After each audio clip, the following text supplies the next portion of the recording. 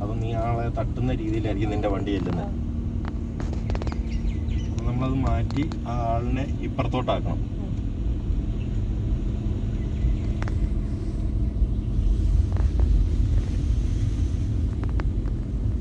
എപ്പോഴും ഓർത്തോണം, ഈ കാണുന്നതിൻ്റെ നേരെ ഫ്രണ്ടിൽ ഇങ്ങനെ ഫ്ലാറ്റ് ആയിട്ടല്ല വണ്ടി ഇരിക്കുന്നത്.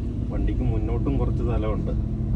അതേപോലെ തന്നെ വണ്ടിയുടെ ഞാൻ പറഞ്ഞില്ലായിരുന്നു, ബാക്ക് ഡോറിൻ്റെ ഹാൻഡിൽ ഇപ്പോൾ കാണുന്നുണ്ടോന്ന് നോക്കിയാൽ മിററിൽ കുറച്ച് കാണും. അപ്പോൾ അതിൻ്റെ നേരെ അടിയിലായിരിക്കും ബാക്ക് വീലും വരുന്നത്.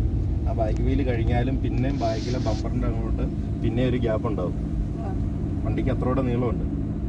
ഈ രണ്ട് മിററിലും ഇടയ്ക്കിടയ്ക്ക് ഇങ്ങനെ നോക്കിക്കൊണ്ടിരുന്ന് കഴിഞ്ഞാൽ തന്നെ നമുക്ക് വണ്ടിയുടെ നീളം ഏറെക്കുറെ അത് പിന്നെ അഡ്ജസ്റ്റ് ആയി കിട്ടും. ഒരു ഐഡിയ കിട്ടി വരുന്നുണ്ട്. വീതി കിട്ടാനായിട്ട് ഞാൻ പറഞ്ഞില്ല, ഈ സെൻറ്റർ പിടിച്ചിങ്ങനെ നോക്കുമ്പോൾ